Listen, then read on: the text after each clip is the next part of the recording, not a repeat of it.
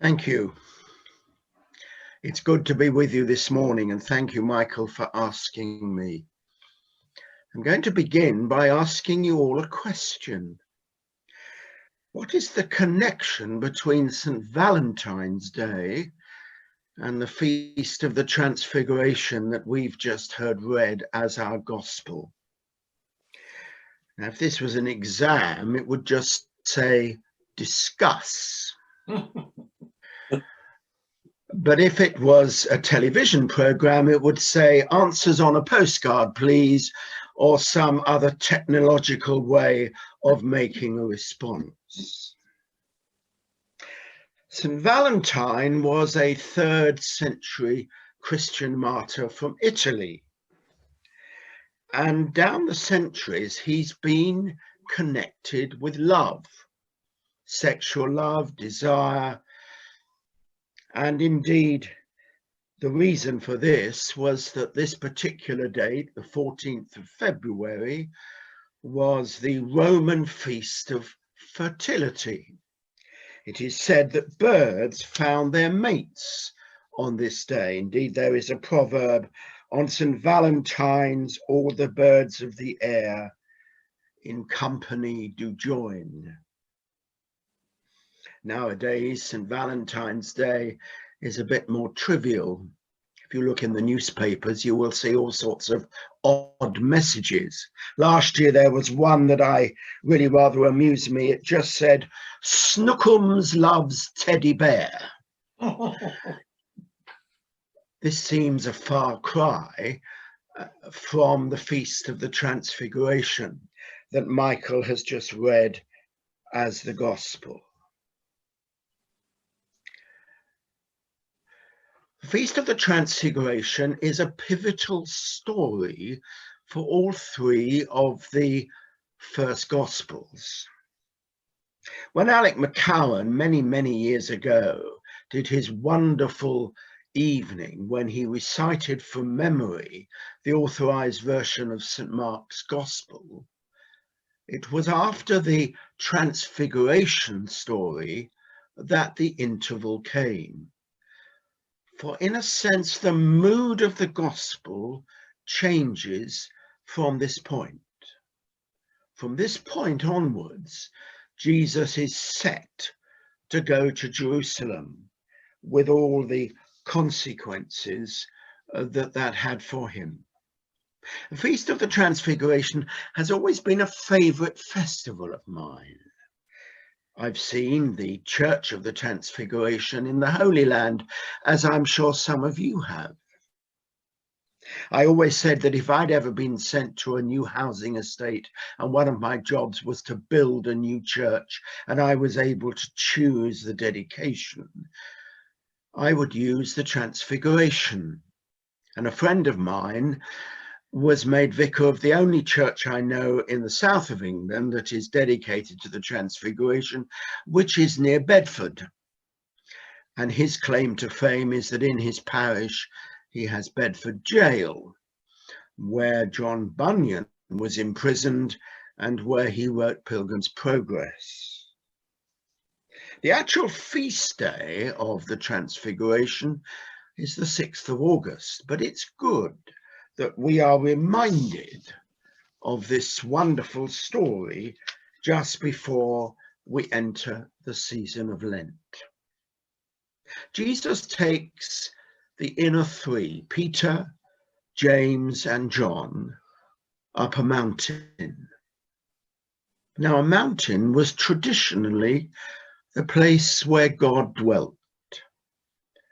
Moses was given the 10 Commandments on the top of a mountain, and it was David who said in Psalm 21, I will lift up mine eyes unto the hills, from whence cometh my help.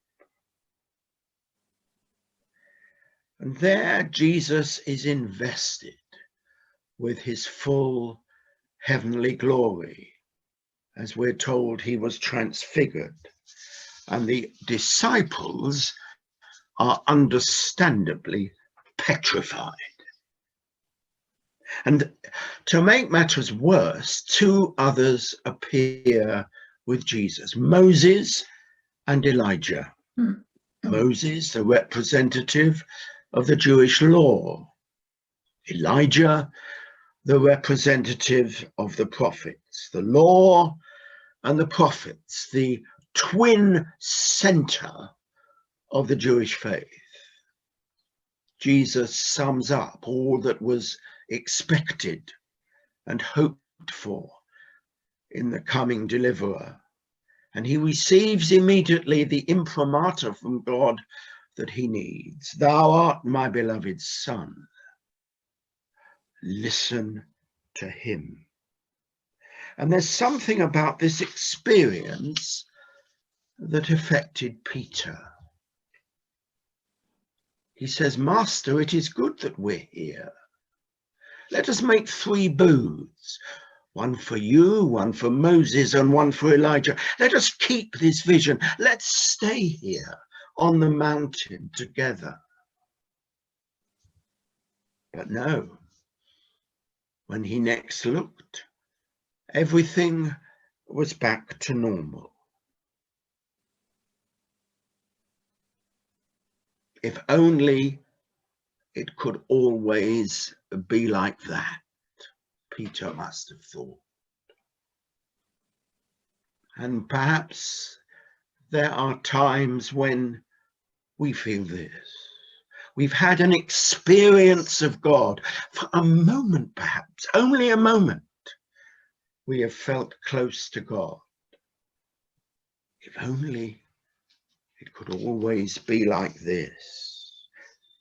We discover God in a new and exciting way, perhaps through an incident in church or cathedral, perhaps through a piece of music, something we read, a play, a painting, or we look at God's creation and we feel very close to God, or as we interact with other people. If only. We want to keep it. We want to make this something permanent. If only, we say. If only. But no. John Keble was right when he wrote in his lovely hymn, the trivial round, the common task will furnish all we need to ask. The disciples found this out. They go down the mountain with Jesus. And what do they find? The rest of the disciples in disarray, a father with a terribly sick son. Nothing seems to be happening. And suddenly those 3 disciples go from the glory of the Transfiguration into the real world. 'Tis good, Lord, to be here, yet we may not remain. And as thou bidst us leave the mount, come with us to the plain, and he does. For the glory of God is not just seen on the Mount of Transfiguration, but on the plain, in the world, in the middle of a pandemic, in a darkness of questioning and doubts. God is there with us. The thing that drove Jesus on was his love for God and his love for man. They say, you know, that the cross, like this, is the result of Jesus loving God and man at the same time. You love God and you love man, and there you are, in the middle, on a cross. But of course, Calvary was not the end. It went on to the empty tomb and the triumph of his resurrection. But it was love that drove him on. And here we go back to St. Valentine, a celebration of love. But surely a very different sort of love from the love of Christ on the cross. Well, yes and no.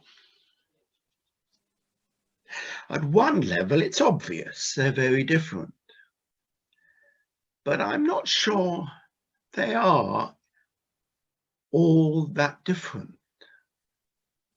There's a wonderful moment in the musical The Sound of Music. Maria finds she's falling in love with Captain Von Trapp, and in terror she rushes back to the Abbey because she feels terribly guilty about this feeling of love. And she talks to the Mother Abbess, and the Mother Abbess says to her, Maria, the love between a man and a woman is a holy thing too.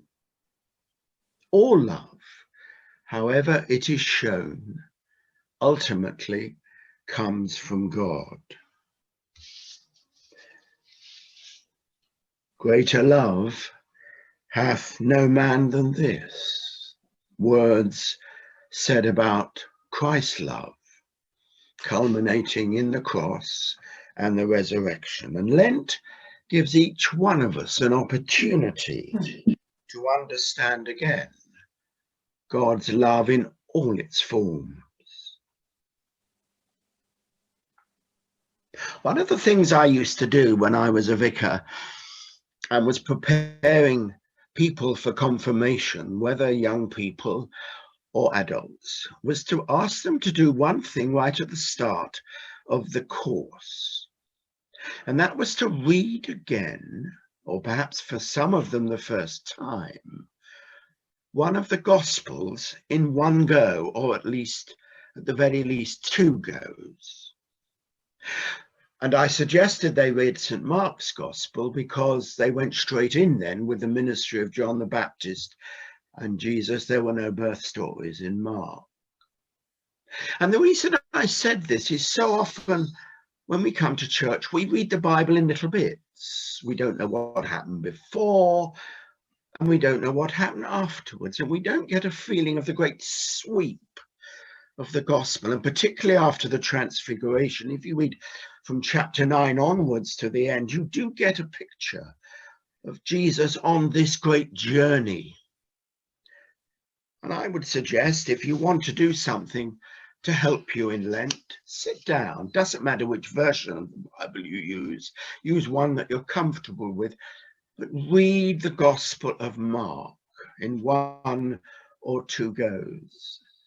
You will get a completely, perhaps, new impression of who this man Jesus was and is, and what the love of God meant to him. And secondly, every Lent, I have a hymn, often a well-known one, that I use for personal devotion. I find it quite helpful as a great lover of hymns anyway. And this year I've chosen Lord, Thy Word Abideth, which is number 383 in your hymn books, but you'll find it in the index at the back of a hymn book. And anyway, many of you will know the words well. Lord, Thy Word abideth, and our footsteps guideth.